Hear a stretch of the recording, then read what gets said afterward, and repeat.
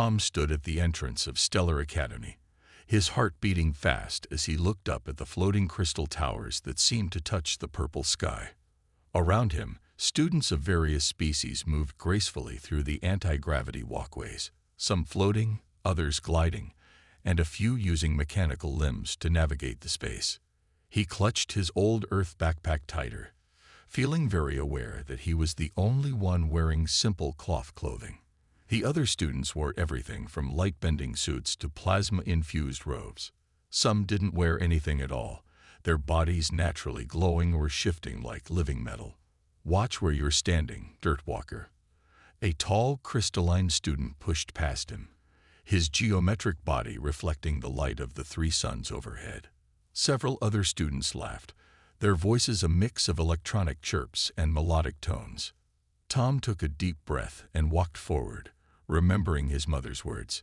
"Stay strong, be patient, and let them underestimate you." He had promised her he would make it on his own, without using her name or position. She had agreed, though he had seen the worry in her eyes. The main hall was even more impressive inside. The ceiling was a living star map, showing real-time movements of nearby galaxies. Tom checked his class schedule on his basic data pad, another item that made him stand out among the advanced neural interfaces the other students used. "Are you lost?" A mechanical voice spoke beside him. Tom turned to see a robot-like being, its body made of shifting gears and pulsing energy cores. "I'm Rex. Your schedule shows we share history of galactic civilizations." "I'm Tom," he replied, grateful for the friendly voice. "And yes, I'm a bit lost. Everything here is so different." "Different is interesting," Rex said, gears whirring thoughtfully. "Most beings here have never even seen a human before. You're quite the curiosity." As if to prove Rex's point, a group of energy beings floated past, their whispers clearly audible. "Can you believe they let a human in? I heard they still use combustion engines on Earth. I heard they still sleep every day." Another added with a laugh that sounded like tinkling crystals. Tom ignored them, focusing instead on following Rex to their first class. The classroom itself was a hemisphere of pure energy, with thoughts and images floating freely in the space. Students could link directly with the teaching matrix, absorbing information at incredible speeds. Professor Light, a being made of pure knowledge and electric impulses, noticed Tom's basic datapad. "Ah, our human student. I'm afraid our standard teaching methods might be too advanced for your biological processing speed. Perhaps you prefer a more basic curriculum." Several students snickered. The crystalline student from earlier, who Tom learned was named Blue, spoke up. "Professor, I don't think humans have even mastered faster-than-light travel on their own. Should he even be here?" Tom felt his face grow hot, but he kept his voice steady. "I can manage, Professor. And for the record, humans don't need to master everything to understand it. We adapt." "How quaint," Blue said, his crystal body pulsing with mocking light. "It thinks it can keep up." Rex's gears spun in what Tom was learning to recognize as agitation. "Give him a chance, Blue. Different doesn't mean inferior." The professor's electric form flickered. "Very well. Today's lesson: the rise and fall of the Seventh Galactic Empire. Link in, everyone." As the other students connected to the teaching matrix, Tom pulled out his simple stylus and began taking notes the old-fashioned way. He could feel the stares and hear the whispers, but he kept writing. Let them think him primitive. Let them underestimate him. They didn't need to know that he had grown up hearing these stories firsthand, or that he knew details about the Empire that weren't in any official record. He especially didn't need them to know that the current empress, the most powerful being in the known galaxy, packed his lunch this morning and kissed him goodbye. For now, he was just Tom, the human kid, and that was exactly how he wanted it. 2 weeks into the school term, Tom sat in advanced physics, staring at his floating homework assignment. The holographic equations spun slowly in the air, mocking him with their complexity. Around him, other students were solving similar problems in seconds, their enhanced minds processing the calculations effortlessly. "Time's up," announced Professor Beam, his plasma form rippling with disappointment as he looked at Tom's half-finished work. "I see some of us are still struggling with basic quantum mechanics." Blue's crystal structure chimed with laughter. "Maybe he needs to solve it with pen and paper, like they did in ancient times." Tom's face burned, but he kept his expression neutral.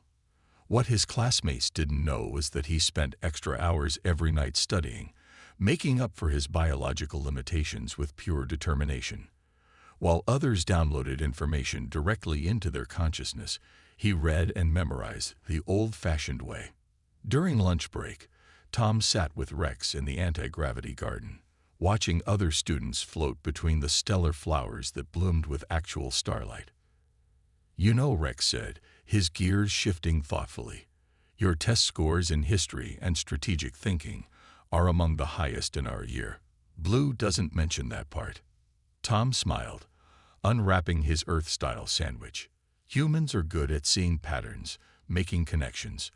We had to survive." Their conversation was interrupted by a commotion nearby. Blue was showing off his new gravity manipulator to a group of admirers when suddenly it malfunctioned, sending him spinning wildly through the air before crashing into a bush of plasma flowers. "That's the third time this week something's gone wrong for him," Rex observed. "First his quantum communicator broke, then his neural interface glitched during exams, and now this." Tom just shrugged, taking another bite of his sandwich. He definitely wasn't going to mention that his mother had taught him a thing or two about Imperial security systems and how they sometimes accidentally malfunctioned around people who needed to learn humility. Later that day, in Galactic Cultures class, they were assigned to create presentations about their homeworlds. When it was Tom's turn, he walked to the front without any fancy holographic displays or neural projections. "Earth," he began simply, "is considered primitive by many. We don't have neural networks or quantum consciousness. But we have something different." He pulled out a small paper boat from his pocket. "We make things with our hands. We tell stories. We imagine." The class watched, first with mockery, then with growing interest as Tom explained how humans had dreamed of the stars long before they could reach them, how they told stories about aliens before making first contact, how they imagined faster-than-light travel before discovering it was possible. "Quite fascinating," Professor Light admitted. "Though scientifically imprecise, there's a certain creativity to the human approach." "It's still primitive," Blue interrupted, but Tom noticed his crystal form flickered with uncertainty. "Next you'll tell us humans have some special role in the galaxy." Just then, the school's newsfeed flashed across everyone's consciousness, and Tom's basic data pad. "Imperial fleet movement near Sector 7. Empress to make rare public appearance." The class erupted in excitement. The Empress was a figure of endless mystery and speculation. Some said she had evolved beyond physical form. Others believed she was an artificial intelligence of unprecedented power. Tom pretended to be just as curious as everyone else, even as he felt the small communication device in his pocket warm up, his mother's private way of checking on him. He sent back a quick signal. 2 taps for, "I'm fine." "The Empress hasn't visited this sector in years," Rex said as they left class. "I wonder why now." "Maybe she's heard about the primitive human at our school," Blue called out sarcastically. Tom just smiled. If they only knew how right they were, in completely the wrong way. The assignment appeared in front of the class in glowing letters. "Ancient Civilizations and Their Fall. Partner Project."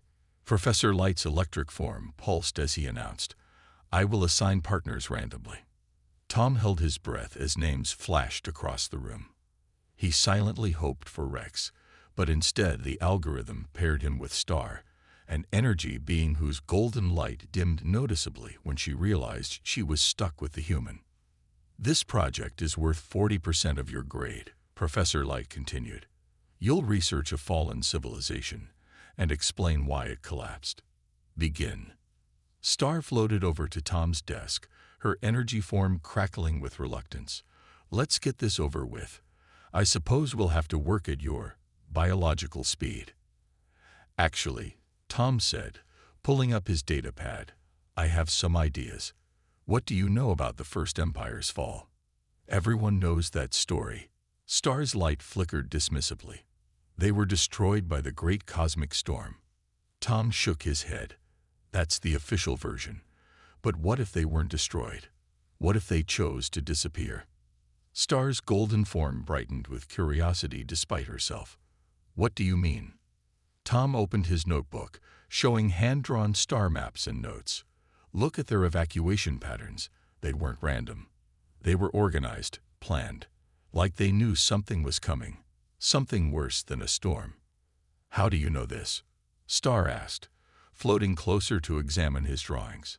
Humans are good at seeing patterns in chaos, Tom explained, carefully avoiding mentioning that he'd learned much of this from bedtime stories his mother told him. We've had to survive our own disasters. We understand preparation.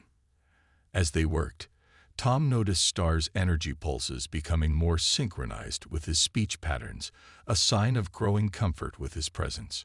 She even started asking questions about Earth and human history. Is it true humans fought wars with primitive projectile weapons? She asked, her light dimming to a curious glow. Yes, Tom replied. And those experiences taught us something valuable. Sometimes the simplest solutions are the most effective. Their research session was interrupted by a school-wide announcement. Attention all students. Due to increased Imperial fleet activity, security protocols are being upgraded. Please update your neural interfaces accordingly. Tom pretended to be busy with his datapad while other students received their updates. Star, however, was watching him with new interest. You knew about the First Empire's evacuation patterns, she said slowly. How? Those records should be sealed in the Imperial archives. Before Tom could answer, Blue floated over, his crystal form gleaming with malice. Probably made it up. Humans are good at creating fiction, aren't they? Actually, Star's voice carried a surprising note of defense. His theories are well supported. Look at these patterns. Blue's crystalline structure clouded with annoyance. He wasn't used to being contradicted, especially not in defense of a human. The project presentation is in 2 days. We'll see how well human theories hold up against real galactic history. After Blue left, Star turned to Tom. Why didn't you fight back? I've seen your strategic thinking scores. You could have argued. Tom smiled. Sometimes winning an argument isn't as important as letting others discover the truth themselves. As they wrapped up their research, the school trembled slightly. Through the quantum blast windows, they could see Imperial ships moving into position around the sector. Their sleek, black forms seemed to bend light itself. They say the Empress never shows her true form, Star commented, her golden light pulsing with excitement. Some believe she's evolved beyond physical existence. Tom thought about his mother's warm hugs and her habit of making him pancakes on special occasions. Maybe, he said, hiding a smile, she just values privacy. As they left the library, Tom noticed more ships arriving. He knew what it meant. His mother was coming. Soon, everything would change. He just hoped he'd made enough real friends to survive the revelation ahead. The school's combat simulation chamber hummed with energy as students gathered for the unexpected challenge. Blue had publicly confronted Tom during lunch, his crystal form glowing with confidence. Let's settle this, Blue had announced. A simulation battle. Unless you're afraid to show everyone just how primitive humans really are. Now Tom stood on one side of the chamber, wearing the basic combat suit provided by the school. Across the arena, Blue's crystalline form shimmered with advanced battle enhancements. The chamber could create any environment, any scenario, making it the perfect place to prove superiority or teach humility. Remember, Professor Shield announced, his force field body rippling. This is a tactical exercise. The goal is to capture your opponent's flag while defending your own. All weapons are simulated, but the experience will feel real. Rex's gears whirred with concern. You don't have to do this, Tom. Yes, I do. Tom replied quietly. He knew his mother would probably find out about this, but he also knew she'd understand. Some lessons couldn't be taught. They had to be learned. The chamber darkened, then exploded into a complex battlefield. Floating platforms, energy barriers, and gravity wells created a three-dimensional maze. Most students immediately took to the air, their enhanced bodies perfectly suited for aerial combat. Blue laughed as he watched Tom standing on a lower platform. "What's wrong, human? Can't fly?" Tom didn't respond. Instead, he studied the battlefield, remembering his mother's lessons about strategy. Sometimes, she told him, the best advantage is letting others think they have the advantage. The battle began. Blue soared through the arena, his crystal form deflecting simulated energy blasts. Other students watched through the chamber's transparent walls, their forms clustering with excitement. But something was wrong. Blue couldn't find Tom. The human seemed to have vanished into the complex terrain. Hiding. Blue called out, his voice echoing. How typically primitive. A small object rolled near Blue's position. He looked down just as it burst, releasing a cloud of simulated smoke. The chamber's sensors translated it into reality, surrounding Blue in darkness. "What's happening?" Star asked from the observation area, her golden form pulsing with interest. Rex's gears clicked thoughtfully. He's using the environment, like humans always had to. Through the smoke, Blue never saw Tom swing from a lower platform using a simple rope. He never noticed his flag being quietly removed while he was searching the upper levels. In fact, he didn't realize anything was wrong until the chamber announced, "Flag captured. Match complete." The smoke cleared to reveal Tom standing at his own base, holding both flags. He hadn't used any advanced technology, just basic tools and careful planning. The chamber erupted in surprised chatter. Blue's crystal form clouded with disbelief. But you didn't even fly. You didn't use any quantum weapons." "I didn't need to," Tom said simply. "Sometimes the old ways work just fine." Before anyone could respond, the school's emergency broadcast system activated. The Empress's imperial seal appeared on every screen and in every neural feed. "Attention students and faculty." The message began. "The Empress will arrive tomorrow for a personal inspection of Stellar Academy. All classes are suspended. Prepare for imperial protocols." The chamber forgot about Tom's victory as everyone began talking about the visit. The Empress hadn't personally visited a school in over 50 years. Why now? Why here? Tom quietly slipped away during the excitement, but Star caught up with him in the hallway. "That was impressive," she said, her golden light sincere. "You fought differently than anyone expected." "Humans had to learn to be clever," Tom replied. "When you're not the strongest or most advanced, you find other ways to succeed." As he walked away, Star's light flickered thoughtfully. There was something about this human that didn't quite add up. And tomorrow, with the Empress coming, she had a feeling everything was about to change. Stellar Academy had never looked more magnificent. The crystal towers gleamed with extra polish, and energy barriers created perfect formations in the sky. Students wore their finest forms. Crystalline beings sparkled, energy creatures pulsed with perfect rhythm, and mechanical entities hummed in harmony. Tom stood in the back row during assembly, wearing his clean but simple school uniform. After yesterday's victory in the combat chamber, a few students had actually started nodding to him in the hallways. Even Blue seemed less hostile, though his crystal form still clouded whenever Tom passed by. "The Empress approaches," announced Principal Wisdom, his quantum form splitting into multiple colors with excitement. "Remember, no direct eye contact, no unauthorized thought projections, and absolutely no sudden movements." The first sign was silence, complete and absolute. The constant background hum of space itself seemed to pause. Then, darkness fell as the Imperial flagship moved into position above the school, its massive form blocking out all three suns. "It's huge," whispered Star, her golden form dimming in awe. She had somehow ended up standing next to Tom. They say it's bigger than some moons. Tom nodded, trying to look appropriately impressed. He'd actually helped design some of the ship's newer features during a family dinner last month, but that wasn't something he could share. The arrival itself was spectacular. First came the Honor Guard, beams of pure light wielding weapons of compressed dark matter. Then came the Imperial Court, each member more exotic and powerful than the last. Students gasped and whispered as legends they'd only heard about floated past. Finally, the air itself seemed to hold its breath. A path of starlight formed from the ship to the ground, and upon it walked the Empress herself. She wasn't what anyone expected. No grand transformations, no reality-bending display of power.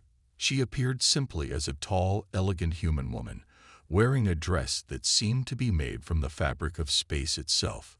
Her crown was a subtle circlet of dancing lights. The entire school bowed deeply. Tom bowed too, fighting to keep his face neutral despite the growing warmth in his chest. His mother had always known how to make an entrance. The Empress began to walk along the rows of students, nodding gracefully. Her presence was both powerful and gentle, like a star that could choose to be a sunset. Principal Wisdom floated alongside her, nervously making introductions. Then she reached Tom's row. Star was trembling beside him, her golden light flickering with nervous energy. Blue's crystal form had become almost transparent with anticipation. The Empress stopped. The entire assembly held its breath. Then she smiled, a warm, loving smile that transformed her regal face. "Tom," she said, her voice carrying both authority and affection, "you didn't tell me you won a combat challenge yesterday." Time seemed to freeze. Every student, teacher, and staff member turned to stare at Tom. Blue's crystal form became so transparent he nearly vanished. "Hi, Mom," Tom said quietly. "I was going to mention it in my next message." The Empress laughed and pulled him into a hug, completely breaking all Imperial protocol. "Always so modest, just like your father was." The assembly erupted in chaos. Students who had mocked Tom were frantically trying to disappear into the crowd. Those who had been kind to him suddenly found themselves the center of attention. The human is her son. The Empress is human. Is that why the Imperial ships use such simple designs? Star's golden form had frozen in shock, her light pulsing in irregular patterns. Rex's gears were spinning so fast they were smoking slightly. And Blue looked like he might shatter from sheer horror as he remembered every unkind word he'd ever said about humans. The Empress turned to address the school, one arm still around Tom's shoulders. "Yes, I am human. Yes, Tom is my son. And yes," she added with a knowing smile, "humans are full of surprises. Perhaps it's time for a lesson about judging others based on appearances." Tom couldn't help grinning now. Sometimes the best lessons came with the biggest surprises. The day after the Empress's revelation, Stellar Academy was a very different place. Students who once floated proudly now moved carefully through the halls, especially around Tom. The whispers had changed from mockery to nervous respect, and the space around him seemed to grow larger as others kept their distance. Tom sat in his usual spot in the anti-gravity garden during lunch, eating his simple earth sandwich.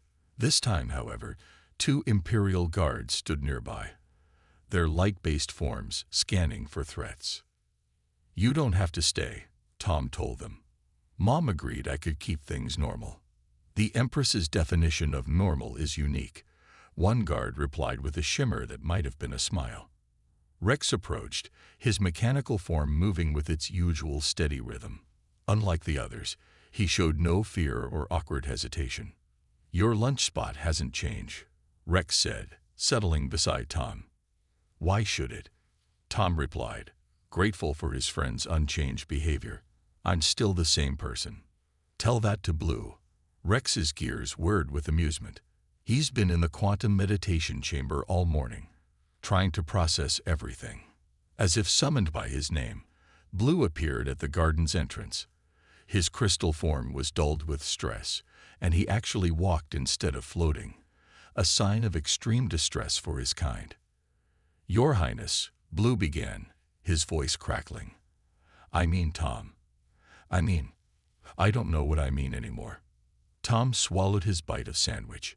Just Tom is fine. Like always. But it's not like always. Blue's form flickered. You're the Imperial Heir. I said such horrible things about humans, about you. The Empress must know. I'll probably be banished to the dark sectors. Mom knows everything that happened, Tom said calmly. She also knows that people can change and learn. Star appeared next, her golden form pulsing with nervous energy. Is that why you didn't tell us? To teach us a lesson. Tom shook his head. I wanted to prove that humans deserve respect not because of power or position, but because of who we are. Every species has something to offer. The garden grew crowded as more students gathered, drawn by the conversation. Tom noticed how they divided themselves. Those who had been kind to him stood closer, while those who had mocked him hung back in shame. But your mother is the most powerful being in the galaxy, someone called out. She could have made everyone respect you instantly. That's not real respect, Tom replied. Mom taught me that true respect is earned, not forced. That's why she let me come here as just another student. Blue's crystal form brightened slightly with understanding. Yesterday, in the combat chamber, you could have used Imperial technology to win easily. I could have, Tom agreed. But then I wouldn't have shown you that sometimes the simplest solutions are the best ones. Humans don't need fancy technology to be clever. Principal Wisdom appeared, his quantum form scattered with nervous energy. You're high. I mean, Tom. The Empress has approved your request to continue as a regular student, with some security modifications, of course. A ripple of surprise went through the crowd. Tom was staying, even after everything. If that's okay with everyone, Tom added, looking around at his classmates. Rex's gears clicked happily. Of course it is, though I do have one question.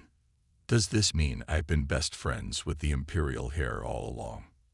No, Tom smiled, offering half his sandwich to his mechanical friend, even though he knew Rex couldn't eat it. The gesture itself was what mattered. You've been best friends with just Tom, and that's who I'm going to stay. Gradually, the tension in the garden began to ease. Stars started asking questions about Earth culture with genuine curiosity. Blue, still nervous but trying, joined the conversation with thoughtful questions about human history. The Imperial guards exchanged glances. The Empress had been right. Her son had learned to handle himself well. Perhaps being underestimated wasn't always a disadvantage. Sometimes, it was the perfect way to change minds and hearts. 1 month after the Empress's visit, Stellar Academy gathered once again in the Great Hall. This time, Tom stood at the front, facing his fellow students. The Imperial guards remained, but they stayed in the background, almost invisible. When I first came here, Tom began, his voice clear and confident, many of you thought humans were primitive. Some still might think that. But being advanced isn't just about technology. The hall was silent. Even the usual background hum of various life forms had quieted. Blue sat in the front row, his crystal form clear and attentive. Star's golden light pulsed steadily beside him, while Rex's gears turned in perfect harmony. My mother, the Empress, could have built the empire on force. Instead, she built it on understanding. Humans aren't powerful because we have the best technology. We're strong because we adapt, we imagine, and we learn from everyone around us. Tom pulled out his old Earth notebook, the one that had earned him so many strange looks in the beginning. In this book, I wrote down something about each species I met here. What I learned from you. What made you unique. He turned to Blue. From the Crystal People, I learned that transparency can be strength. When you're clear about who you are, you can reflect light in beautiful ways. Blue's form sparkled with emotion. From the energy beings like Star, I learned that brightness isn't just about shining. It's about sharing your light with others. Star's golden glow warmed the area around her. From mechanical beings like Rex, I learned that friendship isn't about what you're made of. It's about the connections you build. Rex's gears spun with pride. The Empress, my mom, gave me a choice before I came here. I could have started with everyone knowing who I was. Instead, I chose to be just Tom, because that's how real change happens, not from the top down, but from the inside out. Professor Light's electric form pulsed with approval. Perhaps we all needed this lesson, even those of us who thought we were teaching. Tom smiled. That's why I'm starting something new here at the Academy. With the Empress's approval, I'm creating the Interspecies Understanding Club. Not to study each other like specimens, but to learn from each other as equals. The hall erupted in excited chatter. Several students immediately moved forward to sign up, including some who had once been Tom's biggest critics. And yes, Tom added with a grin, we'll be doing things the human way sometimes. That means actual talking, not just neural links. Maybe even some paper and pencils. Surprisingly, this announcement was met with curious interest rather than scorn. Blue actually raised his crystal hand. Could you teach us about human games? The ones that don't need any technology. I'd like to learn about human stories, Star added, her light flickering excitedly. The ones you mentioned about imagining space travel before it was possible. The gathering turned into an impromptu first club meeting. Students from every species clustered around, asking questions and sharing their own cultural traditions. The Imperial Guards exchanged glances. This was exactly what the Empress had hoped would happen. Later that evening, Tom sat in his room, writing in his notebook. His personal quantum communicator, a gift from his mother, blinked with an incoming message. How did it go? The Empress asked, her image showing her in simple human form rather than her imperial regalia. Better than we expected, Tom replied. Mom, did you know this would happen when you sent me here? She smiled. I knew my son would find a way to bridge the gaps between species, just like I did in my own way. The Empire needs leaders who understand all its people, even the primitive ones. Tom asked with a grin. Especially those, she laughed. After all, we primitive humans only run the entire galaxy. As Tom prepared for bed that night, still maintaining his human sleep schedule, he looked out at the 3 moons and countless stars. Somewhere out there, other species might be calling humans primitive. But that was okay. Sometimes being underestimated was the first step toward being understood. And understanding, as his mother always said, was the most advanced technology of all.